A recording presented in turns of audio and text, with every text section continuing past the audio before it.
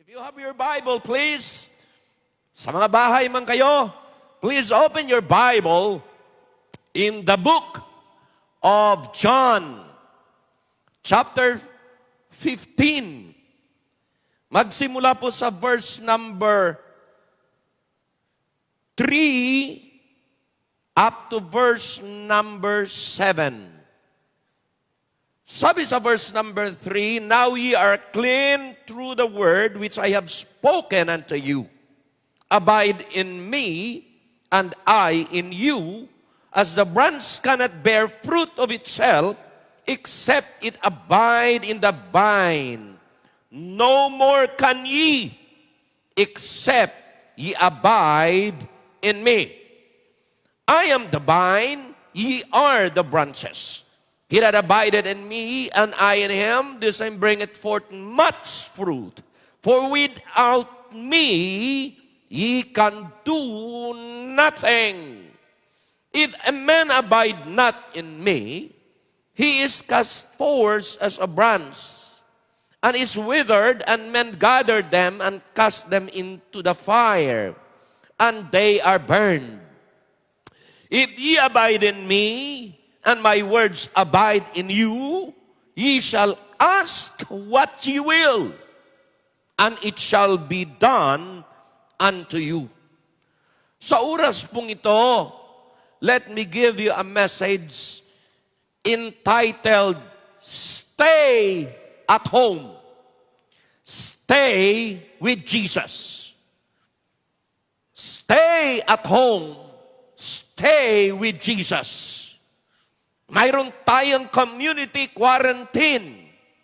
Pero dapat, worst comes worst, we must implement this to ourselves, yung tinatawag na family quarantine. Mga minamahal. Now,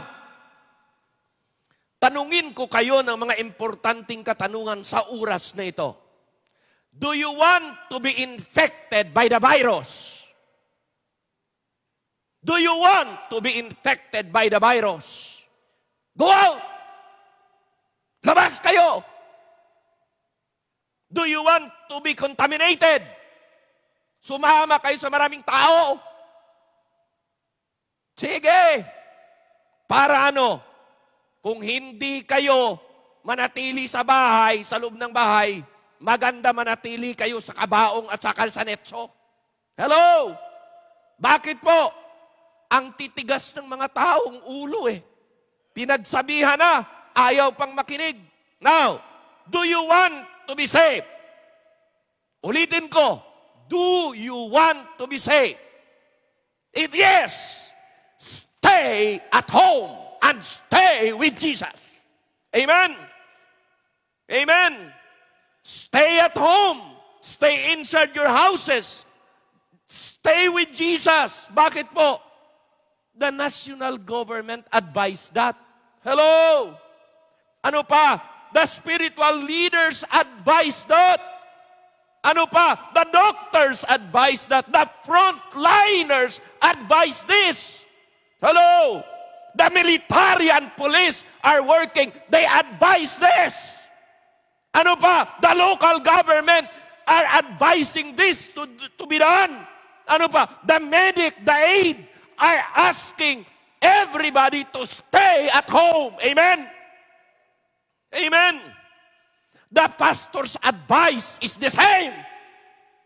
Stay inside your houses to avoid contamination and infection ng virus. Amen ba?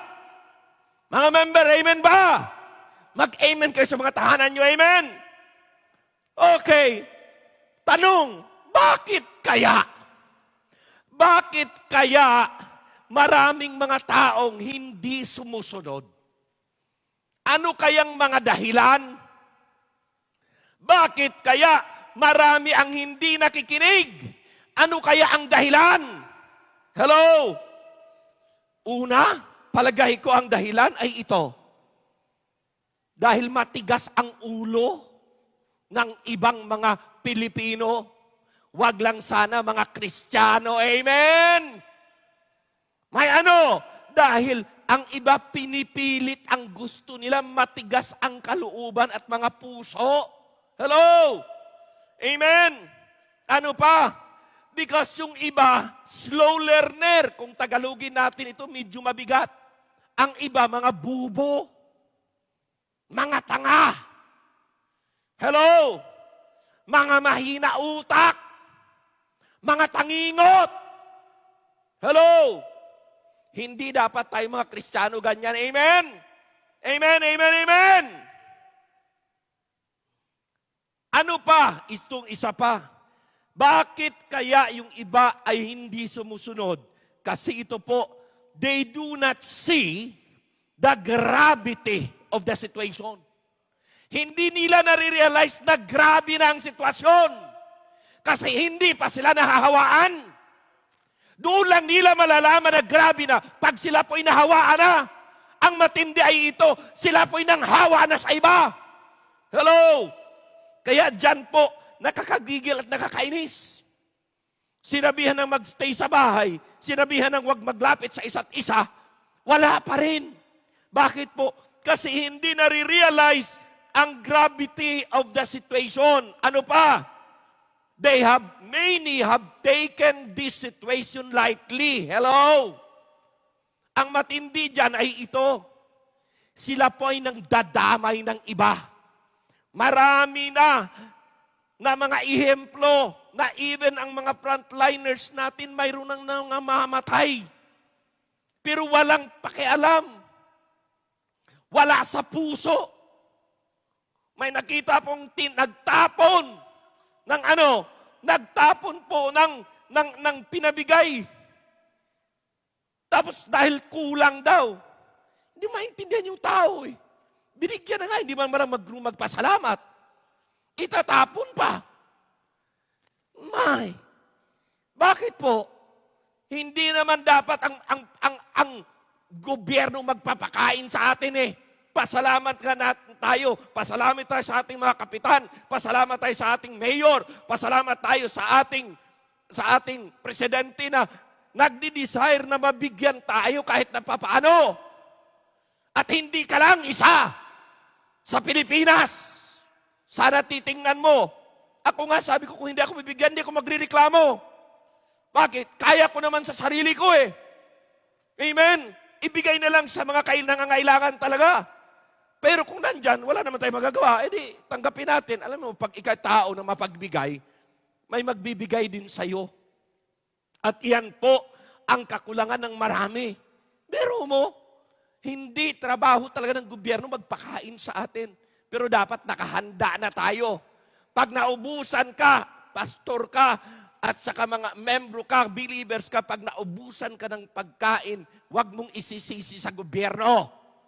Isisisi mo sa sarili mo. Bakit? You did not prepare early. You did not prepare. Worse comes worse. Yan ang problema ng maraming tao. Amen? Oh, ano pa? Ito pa. Mas matindi ito. Bakit hindi po sila sumusunod? Because they do not or they fail to understand the danger. Hello? The severity, the seriousness of the full infection and contamination. We believers should not have this kind of spirit and attitude. Amen? Kaya we stay at home. Sabi nga, yung quarantine na sinasabi nila sa bakit daw zero ba? Wala pang contamination ang North Korea? Well, mayroon daw silang tatlong opsyon. Ang unang opsyon ay ito. Lahat ng mga may sakit, patayin na lang. Yun ang unang opsyon. Okay? Hindi nagagamutin. Patayin na lang. Lahat ng mga may sakit. At nahawaan. Pero hindi naman pwede yun. Against sa human rights yun eh. Next na opsyon daw ay kung mayroong tawag nito, mayroong ano tawag ito? Panlaban? Ang tawag yan? May vaccine, tusukan ang bawat isa. Ang problema, wala pa. Tagal pang lumabas. So, ang pangatlong option, ang tawag niyan ay community quarantine. Hindi maglapit-lapit yung mga tao. Ang mga tao magstay sa bahay. Yun po ang ginagawa ng lahat ng bansa sa panahon natin ngayon.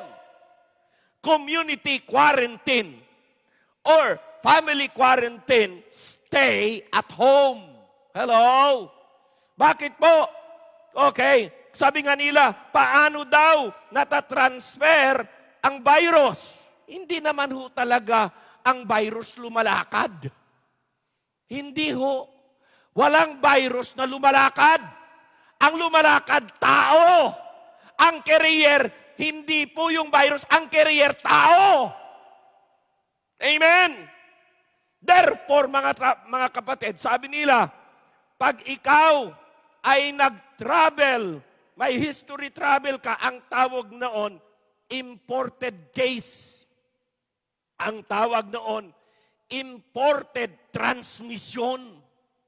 Pag may history ka ng travel at nahawaan ka.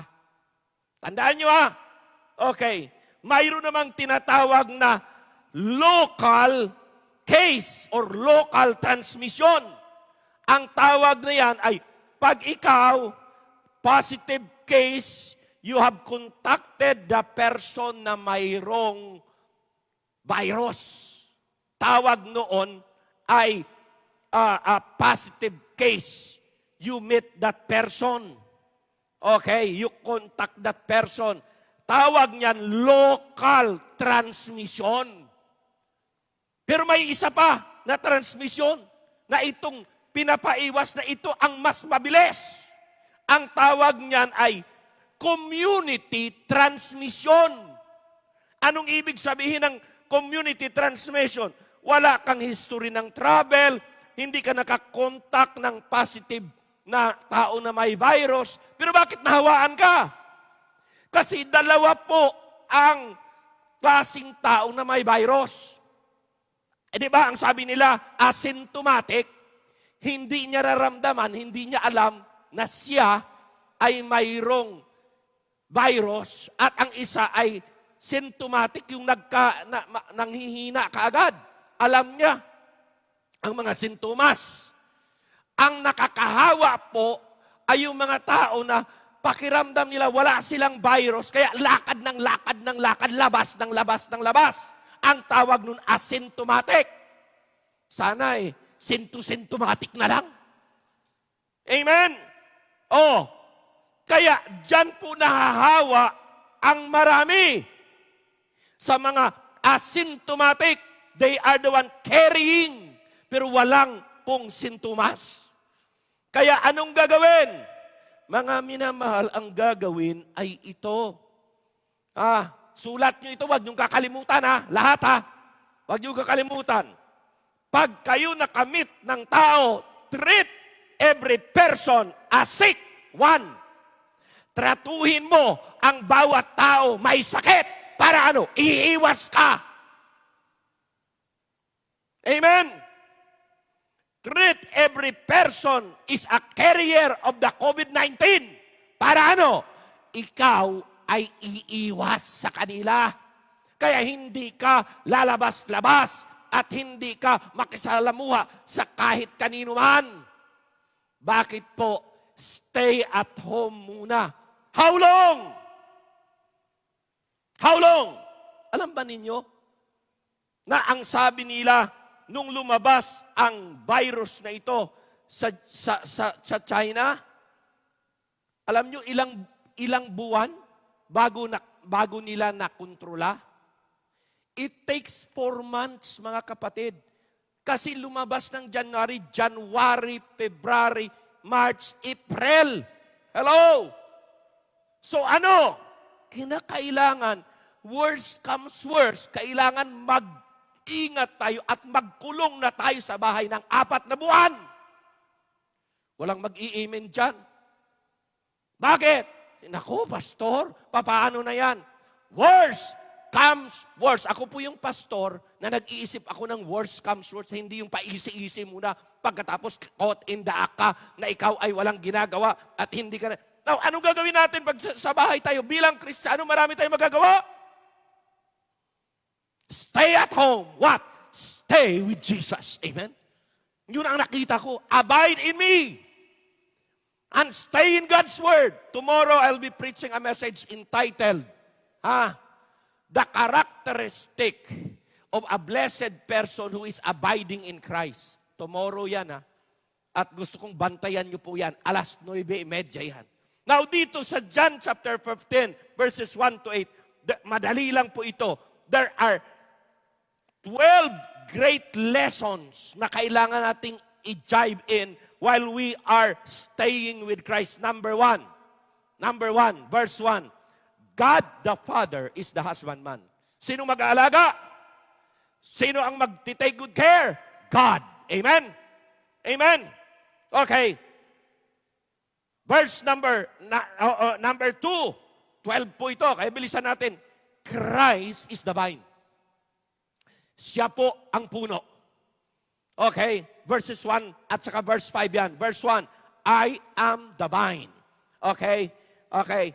I am the true vine. Sabi ni Jesus Christ. Now, believers, number 3, believers are the branches in Christ.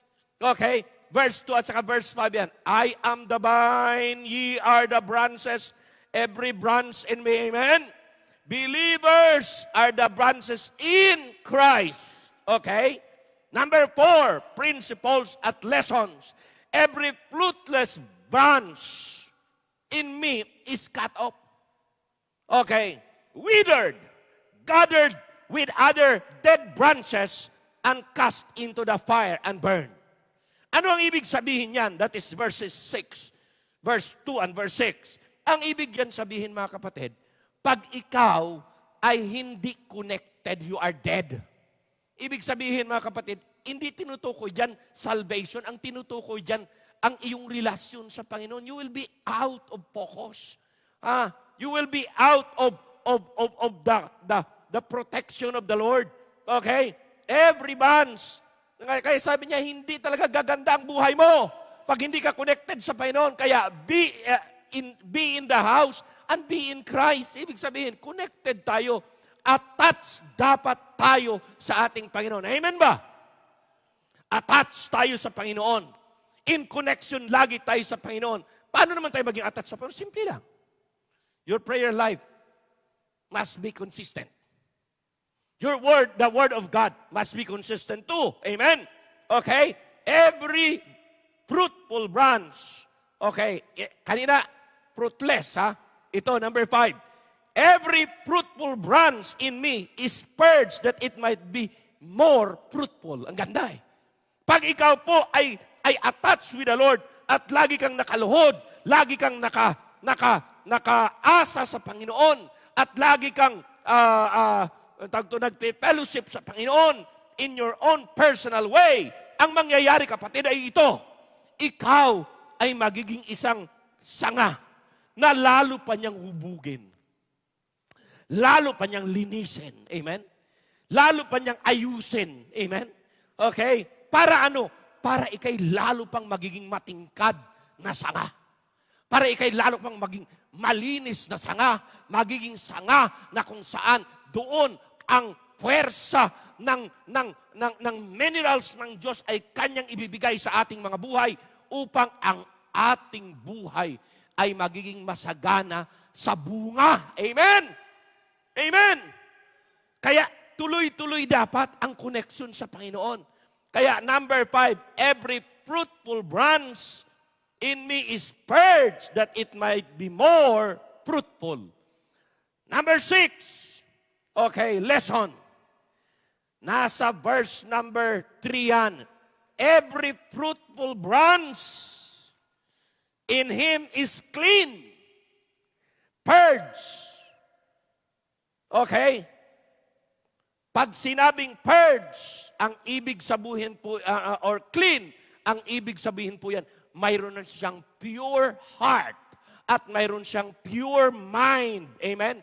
Malinis na isip at malinis na puso, magproproduce ng maayos na trabaho at maayos na paglilingkod. Amen?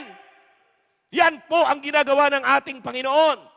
Matthew chapter 5, verse number 8, anong sabi niya? Blessed are the pure in heart, for they shall what? See God. God is invisible. But even God is invisible. He is visible in the sight of those people who trust and believe in Him, who has the pure heart in their life. Amen?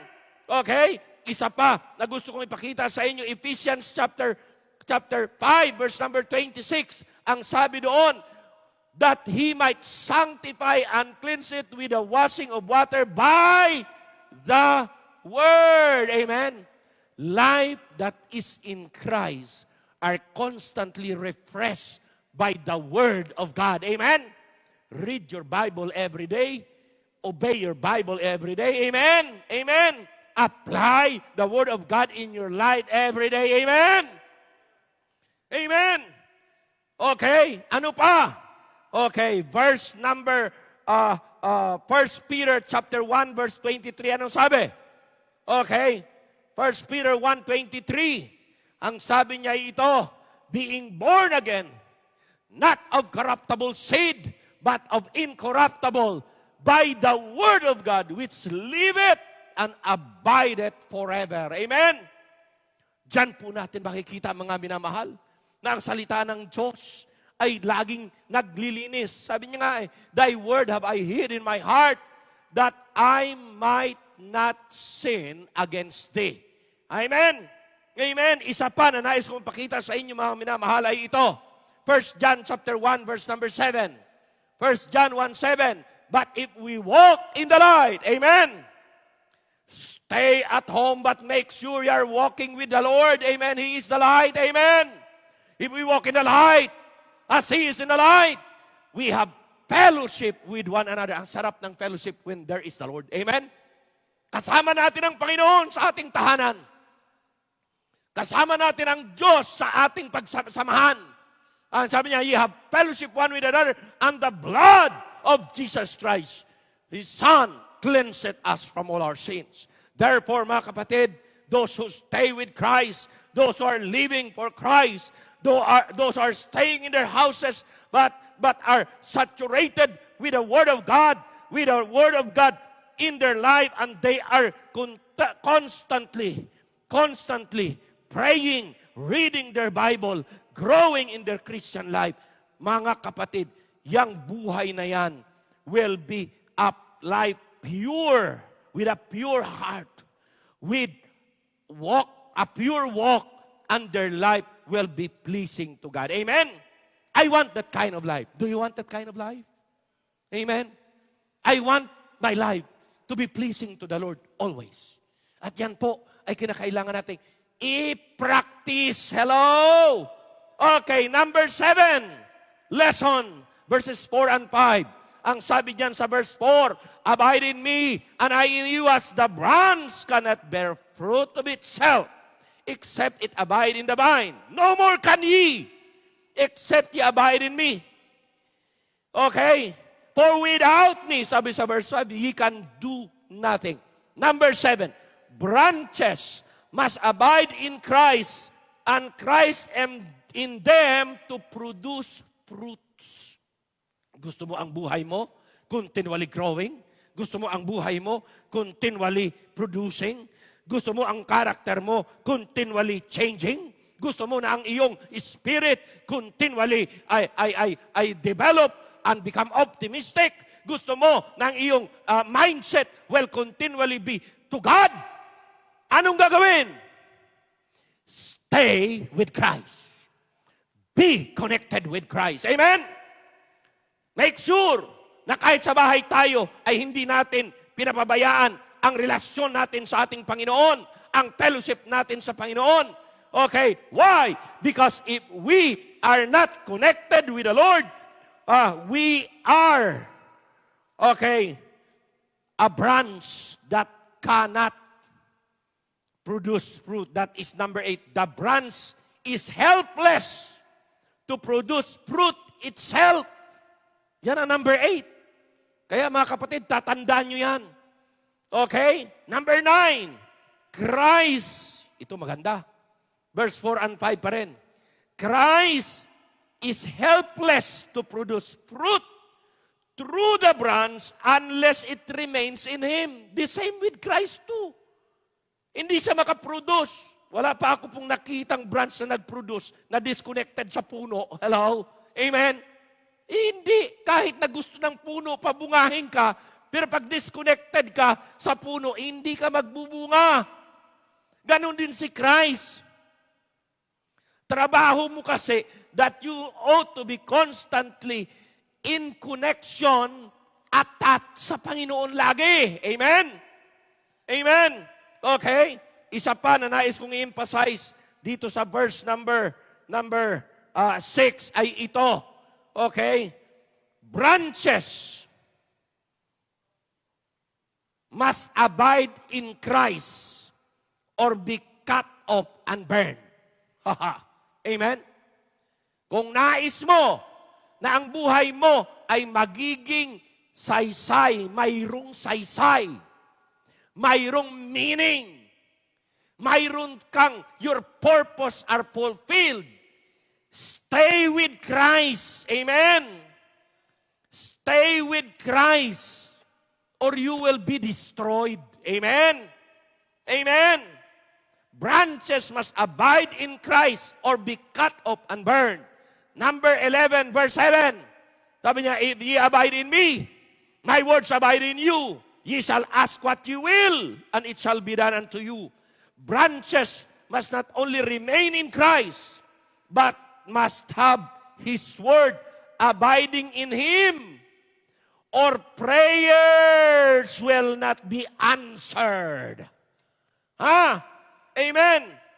Kailangan abide ka kay Christ, ang Word of God abiding in you, para ano? Ang iyong panalangin ay masagot ni God. Kahit ano pang declare ng sino mang mga faith healer, ng mga grupo, pag ang buhay nila hindi connected with Christ, hindi abiding with Christ, and the Word of God are not constantly applied and practiced in their life, hindi masasagot ang panalangin. Amen? Amen? Akala na ba, basta sumigaw lang, alam mo, karamihan mga kapatid, bla bla bla na lang eh. Sa Diyos eh. Hindi umabot. Bakit po? Ang basis ng answered prayer, Christ and you abiding in Christ and you abiding in God's Word. That is how it should be done. Hindi yung mag-imbento tayo na para bagang we are so religious and we are so clean in the sight of the Lord. Hindi ho. Bakit ho? Dahil naintindihan natin na ang Word of God ang basis. Hindi yung speculation at hindi po yung personal opinion ng sinong tao lang at kahit ng sinong religious leader lang. Amen ba? Amen. Last. Verse number 8. Ito napakaganda. And then I will close. God can only be glorified by the branches when they remain in Christ and produce much fruit. Tandaan nyo, ang husbandman, God the Father, ay matutuwa lang at ma-please lang pag ang branches remain attached, connected in Christ, and produce much fruit. Doon lang matuwa at ma-please ang Father, mga kapatid. Kaya ngayong hapong ito, as I close this message for our spiritual nourishment and for our people to realize, remember those 12 principles na nais kong ipakita sa inyo of abiding in Christ while staying at home. Amen? Amen? Amen? Okay. Kaya ang tanong ay ito, will you stay in Christ permanently? Will you be connected with the Lord permanently through your prayer, through your dedication, through your submission, through your always coming and to the altar and asking God's working? Will you plead to the Lord constantly, Okay? And stay with the Lord Jesus Christ in this time of crisis. Hello? Sabi nga, will you stay in Christ permanently and stay at home temporarily? Hello? Temporarily until further notice. Hello? Amen ba, mga kapatid?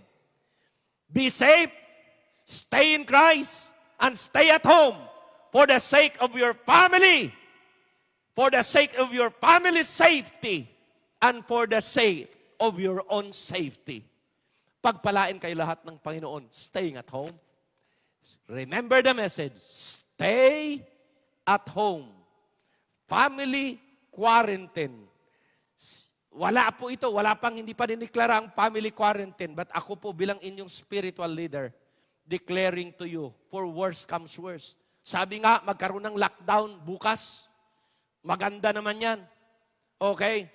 Sa sunod na linggo, o sunod na Sabado, I will be preaching lockdown. The lockdown of Eden, or the lockdown of Noah's family. Lockdown. Hindi na quarantine. Lockdown na. Amen? Abangan niyo po yan. Because ako po'y naniniwala na it will be a blessing to you. Ang blessing po, ang mga messages na ito, hindi lang to blessing sa inyo. While I'm studying, ang ginagawa ko po by this time of quarantine, family quarantine, just study the Bible. Just keep on researching and keep on working. Mga kapatid, ang sarap eh. Amen? At ito po'y napaganda. So, stay connected with Christ. How? Spend time with the Lord. Spend time in His Word. Make time for your family together. Worship together. And yan din po ang ginagawa namin, mga kapatid. So, sa oras na ito, dalangin ko ng mensaheng ito, aabot hindi lamang sa mga tahanan nyo, kundi aabot at papasok sa tahanan nyo, papasok sa isipan nyo, papasok sa puso nyo, at tayo po ay i-apply ito na huwag tayong lumabas kung hindi kinakailangan at kung sino lang yung authority sa iyong isa, tahanan, yun lang ang palabasin at balik agad. Pero kinakailangan, bago bumalik, si misis ko kanina, nakapagpila doon sa daming tao. Kaya sabi ko, hindi ka pwedeng pumasok ng bahay. Anong gagawin mo? Maligo ka muna. Ha? Maligo ka muna. Ang damit mo, ilabas mo dyan. Hindi mo pwedeng ipapasok. Hello? Bakit po? Kaya kailangan magiging stricto tayo kahit nasa parte ng ating family. Hello? Lalong-lalo na pag nasa public places na kasi delikado talaga. Amen ba? Amen ba lahat? Agree lahat? Hindi kayo mag-agree, labas para makontaminate kayo rin. Para kayo ma-impact. Amen? So, yan po ang ating gagawin. Anong mensahe natin? Kayo nga nandito, sabihin natin, anong mensahe natin? Stay in the house, in your houses. Stay at home. Stay in Christ. Amang banal na kilang Diyos, maraming salamat po. Now once again, the preaching was shown. The message was given. Let your people and those who are listening observe it, Lord. Let them do it by their own volition, by their own self, God, because mahirap po na ang gobyerno namin ang magpilit sa aming gawin ito. Napakasarap na pag ito po ay kusa naming ginawa. No hassle. Wala pong maling spirit, maling attitude. Tulungan nyo kami. Ang mga anak namin maging masunuran pag sinabi ni tatay, nanay, pag sinabi ng authority sa tahanan, lungob, walang lalabas, ay walang lalabas. At tulungan po ninyo na ito'y ma-implement ng bawat leader in the family para po our family will be protected, will be safe. Panginoon, sustain us with your grace and mercy. Lord, sustain us with food according to our needs. At tulungan niyo po na yung ang mga nasa tahanan, mag-budget. Huwag ang mga anak puro pakarasa sa pagkain. Dahil yan po ay hindi marapat gawin. Panginoong Diyos, hindi namin alam kung how long it will stay. Because nangako naman kayo na hindi nyo inaalis ang storm kaagad-agad. Kung di, you made a promise not to take away the storm, but to be with us in the storm and be able to overcome it. So God, we will trust you. Hindi kami magque-question kung gaano katagal. Hindi kami magque-question kung paano ang hirap ang aming gagawin. We should be in peace, enjoyment in your presence. At sigurado, Panginoon, we will overcome because you made a promise. You will never leave us nor forsake us. Visit our houses always, Lord, or always be there protecting every family's members of our church. Lord, cover us with your wings. Be our shield and buckler. And Lord, I pray that tonight, once again, you will be in our protection and preservation sa lahat ng aming pamilya, here or abroad, sa lahat ng loved ones namin. Kayo pong kumilos, kayo pong manguna, at kayo pong mag-satisfy us with our longing. For this all I pray in Jesus' name, and all the people say, Amen and Amen. Mag-offering na tayo. Well, wala na ho akong announcement. Yun lang. Subaybayan nyo bukas uli. Alas 9:30 in punto will start another challenge from the Word of God. At marami pa po. Marami akong messages. It's been advance ako ng 2 weeks or almost a month. Mayroon akong 8 pa sigurong messages dyan na ipipreach ko sa inyo. Every week, 3. Every week, 3. Kaya may 2 linggo at more than pa akong messages, mga kapatid. And as we move on, and as we keep on, ako'y naniniwala. Now, dito sa Tarlac, tandaan nyo, ilan na? Double na ngayon eh. Double na naman. Ang contamination. Kaya mga kapatid, iwas na tayo dyan. Iwas na. Wala dapat membro na magkasakit at makontaminate. Hello? Kaya stay at home. Amen? Stay at home. Inside your houses, please. Do that. Dahil gusto kong makita kayo uli. Gusto ko makita kayo uli lahat in person pagkatapos nito. Wala ako dapat membrong mamatay. Wala. Wala dapat. At wala dapat membrong pasaway. Kasi pag pasaway ka, sooner, mamamatay ka talaga. Amen? I'm looking forward. I'm longing na isang araw, balik tayo sa normal service natin. At I want every members to be present there. Siguro, tatamaan ang ating Lord Supper eh. Kaya, by this time, kasi ang Lord Supper natin dapat April 7. Yun nga, di ba? Yun eh. Pero i-postpone muna natin. Ayaw ko na magsama-sama dito mga tao. Amen? Pero nais ko po na kayo manatili sa mga tahanan nyo. Because, yun nga, dinideklara na tomorrow ang lockdown. So, stay calm. Stay in the Lord. Stay in peace with God. And I want to see you sooner. Because alam ko, ang Diyos ay hawak sa ating lahat. Pagpalain tayo ng Diyos. Maraming salamat po. Magandang hapon. Till tomorrow for our next live streaming.